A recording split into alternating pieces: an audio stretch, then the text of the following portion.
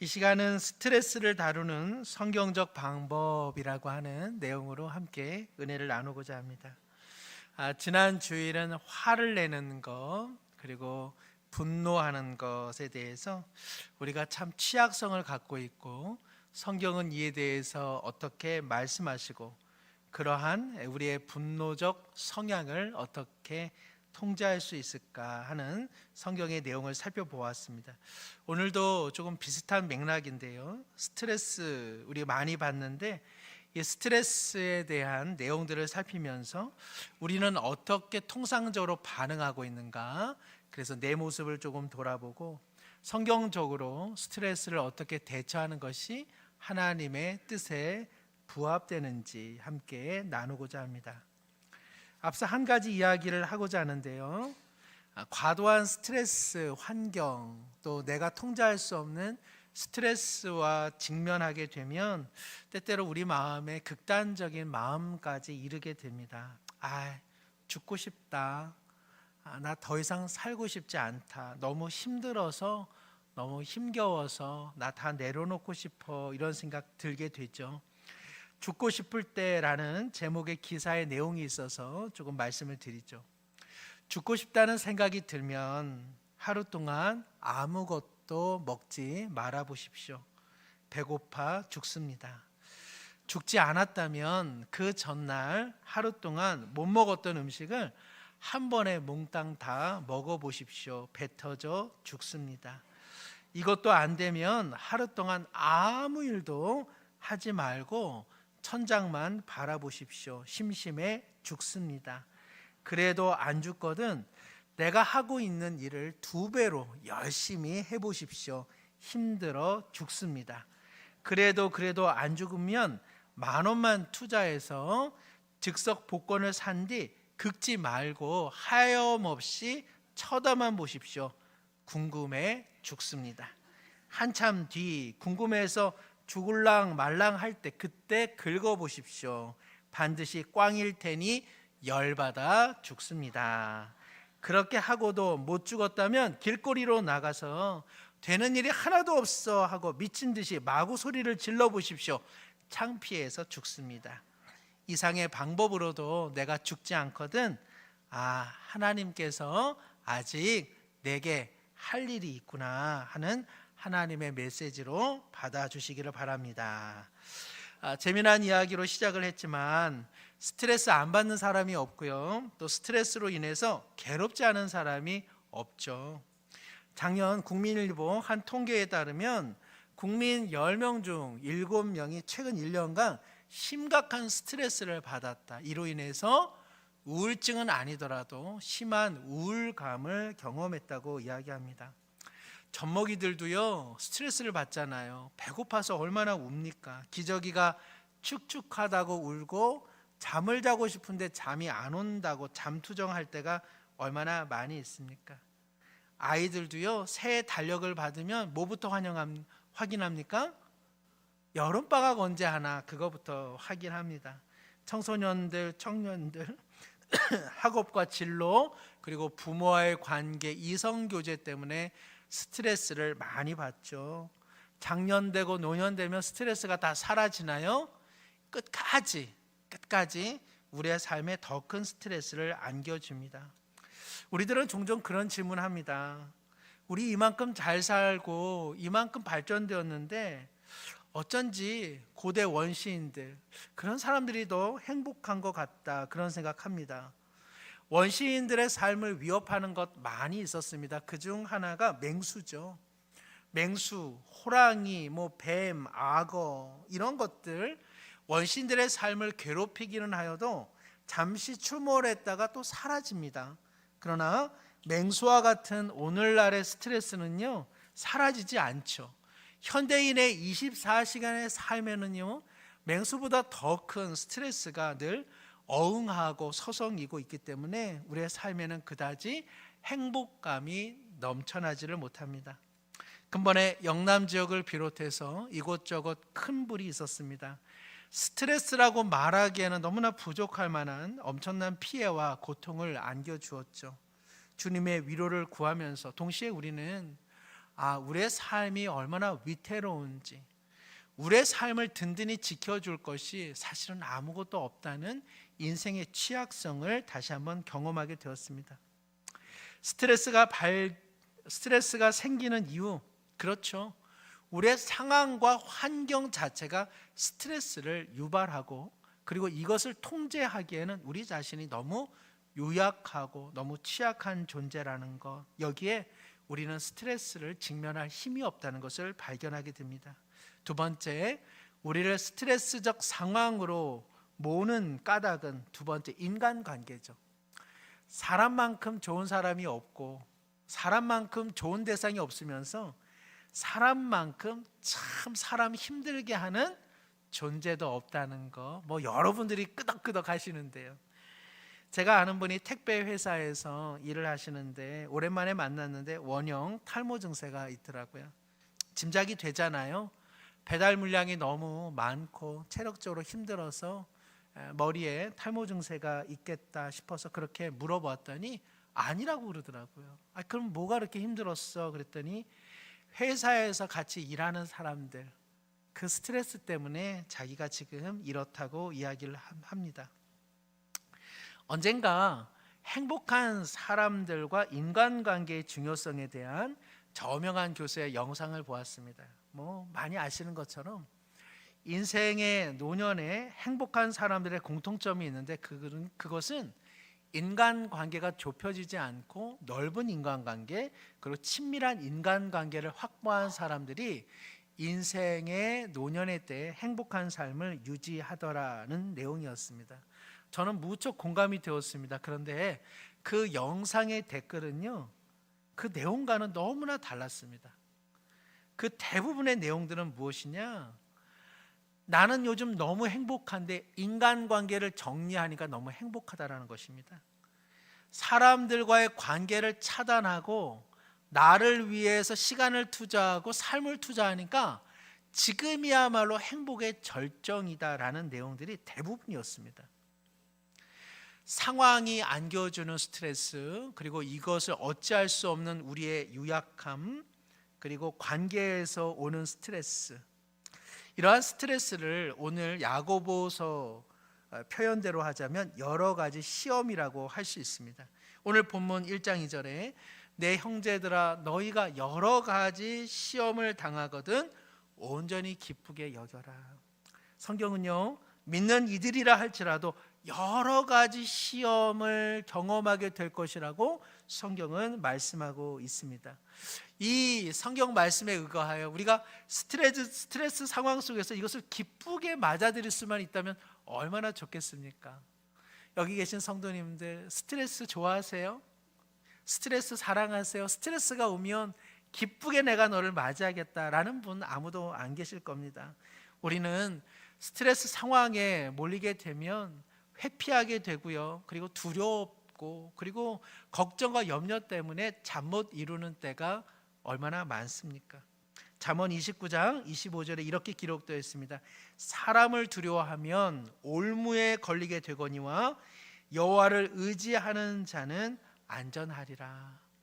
여호와 하나님을 의지하면 참 좋기는 한데 우리가 사람이 무섭고 그리고 일이 무섭고 환경이 무서우면 스스로 올무에 걸린 듯 이러지도 못하고 저러지도 못하는 낭패를 경험할 때가 얼마나 많이 있습니까? 요한 1서 4장 18절에 이렇게 기록되어 있습니다. 우리 함께 한번, 우리 화면 준비될까요? 예. 사랑 안에 두려움이 없고 온전한 사랑이 두려움을 내쫓나니 두려움에는 형벌이 있음이라. 두려워하는 자는 사랑 안에서 온전히 이루지 못하였느니라. 아멘. 두려움이라고 하는 것이 때때로는 사랑을 압도해서 하나님의 사랑을 의지하지 못하면 두려움이 우리의 형벌처럼, 감옥처럼 느껴질 때가 많다고 성경은 이야기하고 있습니다. 사람이 두렵고 환경이 두렵고 스트레스적 상황들에 압도당하면 우리는 올무에 빠지고 스스로 형벌을 가할 때가 얼마나 많이 있습니까? 마태복음 6장 34절에는 우리가 염려하는 것이 어떠한 일들을 초래하는지 이렇게 기록되어 있습니다. 함께 보죠. 그러므로 내일 일을 위하여 염려하지 말라. 내일 일은 내일이 염려할 것이요 한날의 괴로움은 그날로 족하니라. 내일의 어떤 일에 대해서 계획하지 않으며 살라 그런 뜻은 아닙니다. 그러나 염려에 압도당하여 오늘 한 날도 괴로운데 내일의 염려 그리고 미래의 염려까지 얹어서 살아가는 우리 인생의 벅참에 대해서 성경은 그렇게 살아서는 안 된다라고 말씀하고 있는 것입니다. 스트레스는 우리에게 염려를 초래하고 그리고 두려움과 절망, 그래서 우리 스스로에게 형벌 혹은 우리 스스로에게 올무에 갇히게 할 때가 참 많이 있습니다. 이러다 보면 사람의 마음이 어떻게 되죠? 좁아지죠. 넓어지지 못하고 움츠러들기 시작합니다. 그러면 우리 안에는 미움, 또 시기, 또 분노, 짜증들이 유발되죠. 요한 3서에는요 디오드레베라고 하는 사람의 이름이 언급되는데요, 이 사람이 어떠한 사람인가? 요한 3서 1장 9절은 그에 대해서 이렇게 언급하고 있습니다. 내가 두어 자를 교회에 썼으나 그들 중에 으뜸되기를 좋아하는 디오드레베가 우리를 맞아들이지 아니하였다. 디오드레베는요 교회에서 섬김의 직분 속에 자신의 정체성을 놓쳐버렸습니다. 그는 으뜸되기를 원하였고 인정받기를 원하였고 많은 사람들 앞에서 자신의 말이 주장되어지기를 원했던 것이죠. 그러다 보니 자기를 인정해주지 않는 사람들 속에서 그는 다른 사람을 증오하고 그리고 다른 사람을 밀쳐내는 인생이 되고 말았다, 성경은 기록하고 있습니다. 안타깝지만 누가복음에서도 이와 같은 한 여인을 만나게 됩니다. 누가복음에 마르다라고 하는 여인인데요, 누가복음 10장 40절 말씀 함께 읽습니다. 마르다는 준비하는 일이 많아 마음이 분주한지라 예수께 나아가 이르되 주여 내 동생이 나 혼자 일하게 두는 것을 생각하지 아니하시나이까 그를 명하사 나를 도와주라 하소서. 예수님께서 마르다와 그리고 마리아 집에 방문하였는데 마르다가 보아하니 예수님 시장하시겠다 싶어가지고 맛있는 음식거리를 준비하고 있습니다. 손이 바쁘겠죠. 마음이 얼마나 바빴겠습니까? 잘 되던 아마 칼질도 잘 되지 않았을 겁니다. 마리아는 어디 있나 싶었는데 이 얌체 같은 마리아가 얌체가 아니라 마르다가 그렇게 생각했다는 겁니다. 저 얌체같이 저 마리아는 예수님과 대화를 하고 있어. 그 안에 얼마나 분이 있었겠습니까? 그래서 예수님에게 이야기하는 것이죠. 예수님 당신이 드실 귀한 음식을 준비하는데 저 얌체 같은 마리아 같이 일하게 좀 해달라고 요청 좀 해주십시오라고 이야기를 했더라는 것입니다. 우리도 그럴 수 있죠. 스트레스 그리고 어려운 상황에 직면하면 도와주는 사람 없고 내 마음 살펴주는 사람 없기 때문에 못마땅한 마음이 때로는 시기로 때로는 분노로 표출될 때가 얼마나 많이 있습니까? 성경의 예에서도 그렇고요, 그리고 우리의 삶에서도 그렇습니다. 시험 혹은 스트레스에 대해 우리 모두는 부정적인 반응을 보이는 경향성이 농후하다는 것이죠. 저는 피아노는 잘 모릅니다만은 아름다운 피아노 선율, 피아노 건반 뒤에는요 240개의 세 줄이 있다고 하더라고요. 이 세 줄들이 피아노 틀에 4만 파운드나 되는 강한 힘으로 매어 있기 때문에요. 이 세 줄들의 그 팽팽한 긴장 속에서 건반의 아름다운 선율과 음악이 나온다는 것입니다. 만일 이 팽팽하고 긴장되어 있는 세 줄이 끊어지거나 혹은 이것이 느슨하게 연결되어 있으면 우리는 피아노를 통해서 그 어떤 아름다운 소리도 경험하지 못하게 되는 것이죠. 오늘 야고보서 기자가 말합니다. 여러 가지 시험을 당하거든 기쁘게 여기라라고 하는 것은요, 바로 이 시험 속에도 하나님께서 우리 가운데 주시는 어떤 의미가 있음을, 그래서 240개의 피아노 세 줄이 견고하고 그리고 건강한 긴장을 유지함으로써 아름다운 은유를 나타내듯 우리의 인생에도 스트레스와 시험이 때로는 우리의 인생을 적절하게 유지하고 통제함으로써 하나님의 아름다운 선율을 우리도 스스로 나타낼 수 있는 기회가 된다는 것입니다. 자, 이제 그러기 위해서는 우리는 스트레스의 상황 속에서 이것을 어떻게 대처하고 그리고 어떻게 통제할 수 있을까요? 첫 번째는 하나님의 섭리 아래 있다는 것을 우리 모두 기억해야 되는 것입니다. 어디 아래 있다? 하나님의 섭리 아래 있다. 하나님의 섭리 속에 있다는 것을 우리는 스트레스 상황 속에서 늘 기억해야 합니다. 바울 사도는요, 우리가 아는 것처럼 얼마나 많은 어려움과 고통을 경험했습니까? 그럼에도 불구하고 그가 신앙과 믿음을 지킬 수 있었던 것, 그리고 그가 기쁨과 소망 중에 살아갈 수 있었던 사실은요, 그는 하나님의 섭리를 기억했기 때문에 그렇습니다. 고린도 후서 4장 7절부터 9절 말씀 우리 함께 읽겠습니다. 우리가 이 보배를 질그릇에 가졌으니 이는 심히 큰 능력은 하나님께 있고 우리에게 있지 아니함을 알게 하려 함이라.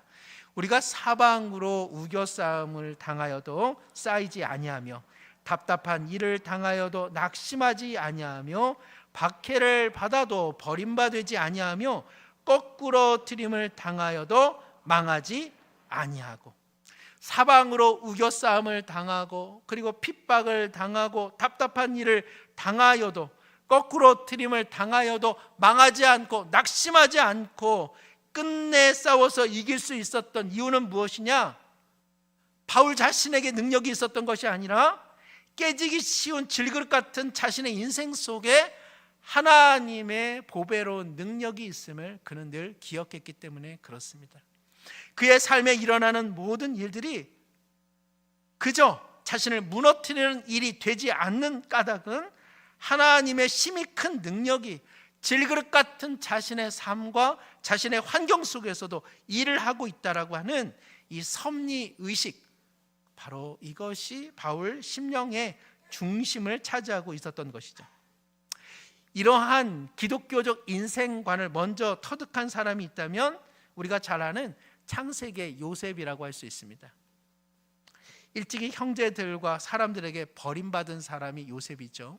그는 억울하게 옥고의 인생을 치러야만 했습니다. 그럼에도 불구하고 그는 오랜 세월이 흐른 어느 때에 자신의 형제들에게 자신의 삶에 대한 자신의 이해를 이렇게 고백합니다. 창세기 50장 20절 우리 함께 읽습니다. 당신들은 나를 해하려 하였으나 하나님은 그것을 선으로 바꾸사 오늘과 같이 많은 백성의 생명을 구원하게 하시려 하셨나니. 요셉은 애굽의 총리직에 올라와 있는 상태에 자신들의 형제를 맞이했을 때 그 형제들에게 이야기를 합니다. 형님들은 나를 해하려 하였습니다. 그리고 나는 모든 슬픔과 고통의 시간들을 보내었습니다. 그러나 그 모든 것 속에서 하나님은 함께하사 그 모든 것을 선으로 바꾸셨습니다. 그리고 형님들보다 나를 먼저 애굽으로 보내게 하사 형님들과 아버지의 생명을 구원하게 하신 것입니다. 사랑하는 성도 여러분, 우리의 삶에 스트레스와 여러 가지 시련, 고난, 어려움이 있을 때 우리는 이러한 기독교적 인생관을 꼭 기억해야 합니다. 바로 이러한 기독교적 인생관을 가장 대표적으로 말씀하시는 내용이 로마서 8장 어디입니까? 28절. 롬8 28 꼭 기억하시기를 바랍니다. 로마서 8장 28절 우리 함께 읽겠습니다.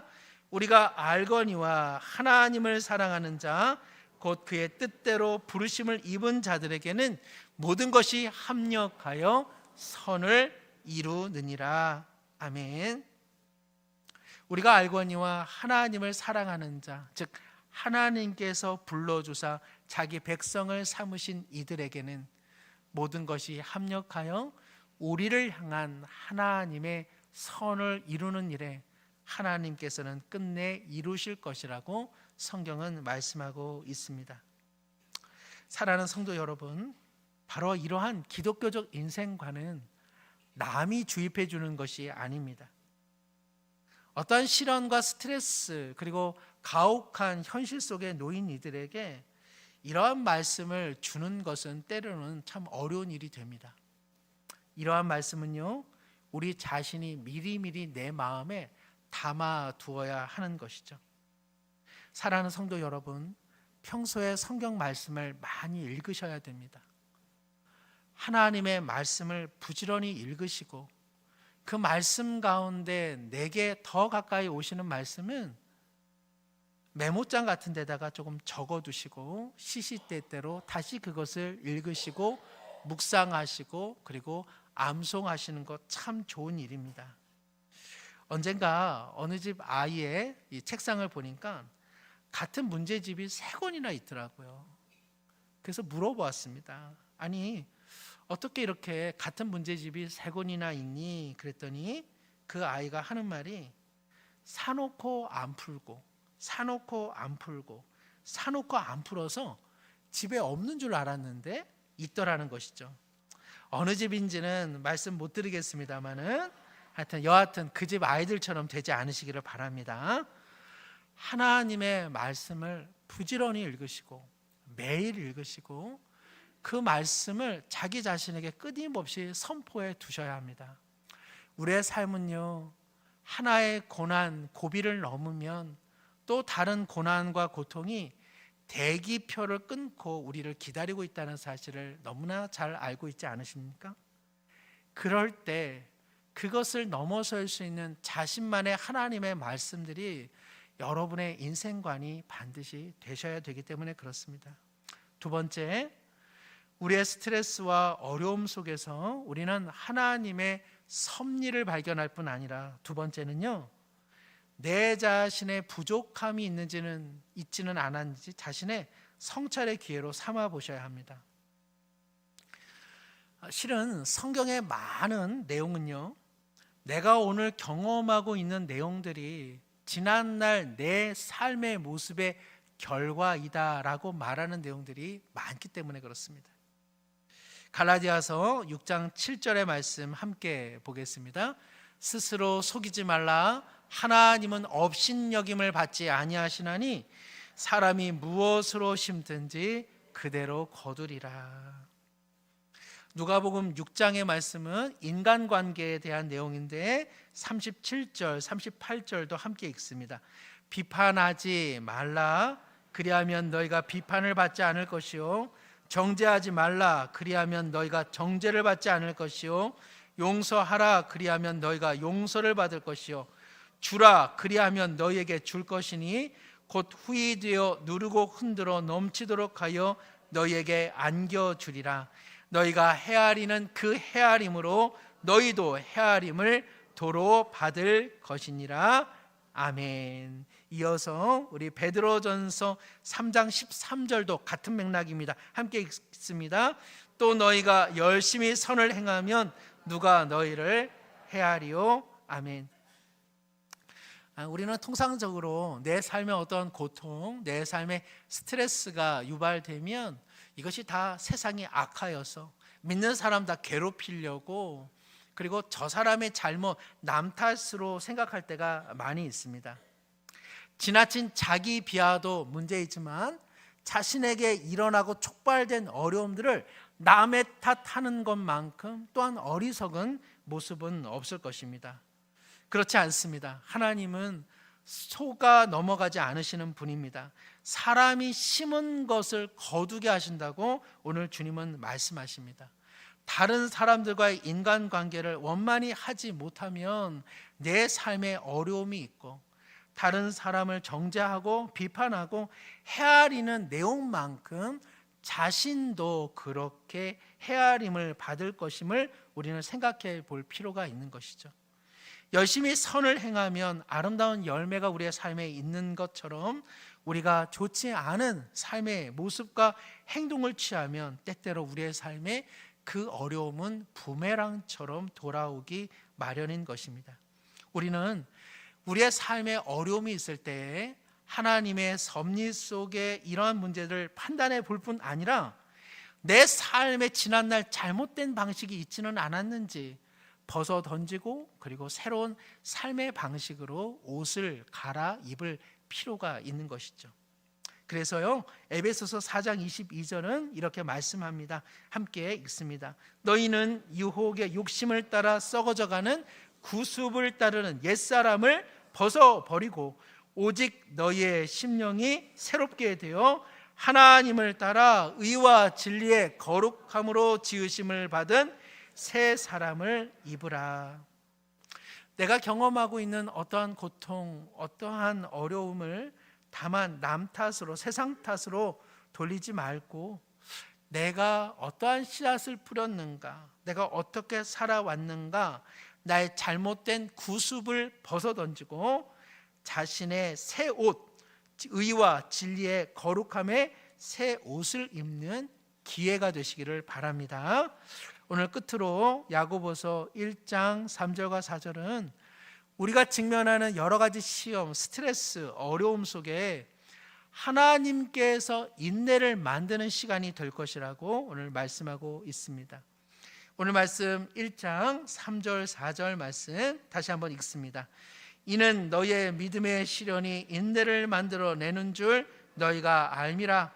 인내를 온전히 이루라. 이는 너희로 온전하고 구비하여 조금도 부족함이 없게 하려 함이라.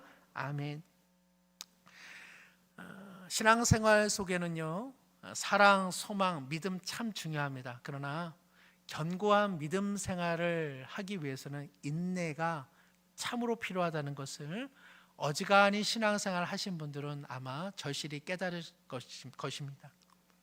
신앙에 있어서 오래 참는 것, 견뎌내는 것, 인내하는 것 대단히 중요한 덕목입니다. 그러나 여기서 말씀하고 있는 인내라고 하는 것은요, 다만 딱딱한 인내 그런 것은 아닐 것입니다. 딱딱한 것은 부러지기 마련입니다. 여기서 말씀하고 있는 인내라고 하는 것은요, 찌그러져도 다시 펴지는 그런 회복의 탄력성과 같은 인내라고 할 수 있습니다. 고무공 어떻습니까? 찌그러져도 다시 튀어오르는 힘을 갖고 있죠. 오뚜기 어떻습니까? 넘어져도 다시 일어섭니다.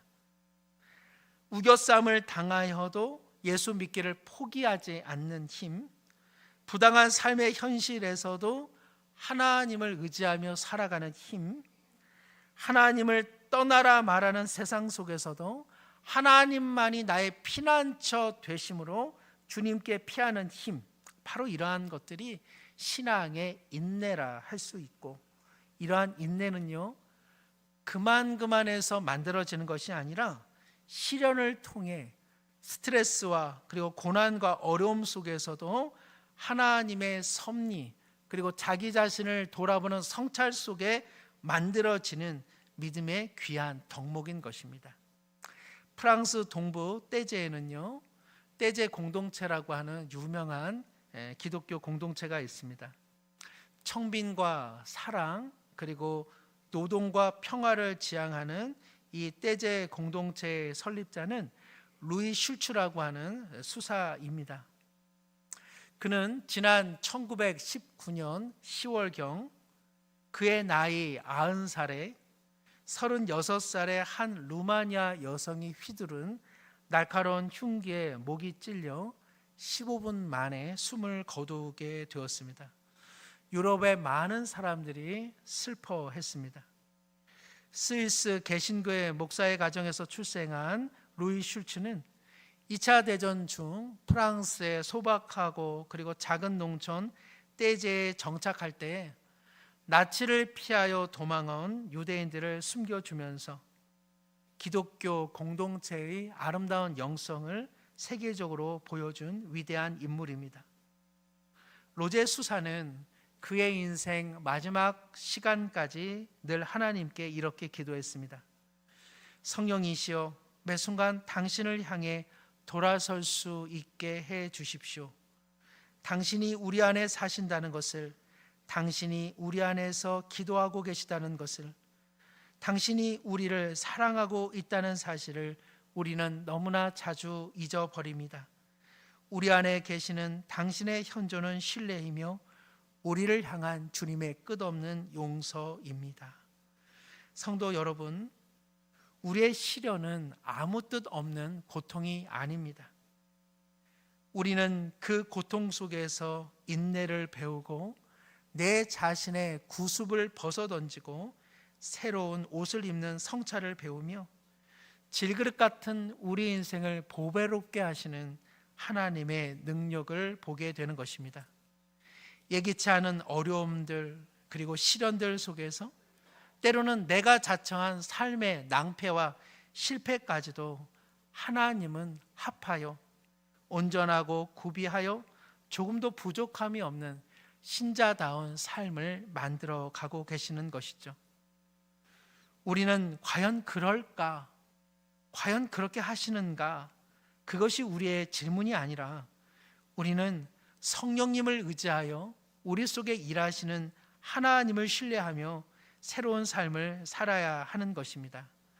사랑하는 성도 여러분, 우리는 인생의 어려운 고비들을 넘길 뿐 아니라 새로운 고비들을 직면하는 현실의 삶을 살고 있습니다. 그러나 잊지 마십시오. 하나님께서 그리스도를 통하여 우리 안에 현존하시며 우리를 사랑하시며 그 모든 것을 합하여 선을 이루어 가고 계십니다. 하나님의 섭리로 인생관을 변화시키시고 자신을 돌아보며 믿음의 귀한 덕목인 인내가 갖추어지는 우리 모든 성도님들 되시기를 주님의 이름으로 축복합니다. 기도하겠습니다. 하나님 아버지, 우리를 불쌍히 여겨 주시옵소서. 죽는 순간까지 죽음을 포함하여 우리는 끊임없는 고통과 직면할 것입니다. 때로는 분노하고 때로는 걱정하고 때로는 두려움에 압도되어 다른 이들을 미워할 수도 있습니다. 그러나 이제는 신앙의 세월 속에 이전의 모습을 벗어버리고 새로운 삶의 옷을 입게 하여 주옵소서. 하나님의 섭리를 더욱 신뢰하게 하여 주시고 나를 돌아볼 때 좋은 씨앗을 뿌려 무수한 시련 속에 인내를 갖추는 열매를 경험하게 하여 주옵소서. 우리를 도와주시옵소서. 우리를 붙잡아 주옵소서. 예수님의 이름으로 기도드립니다. 아멘.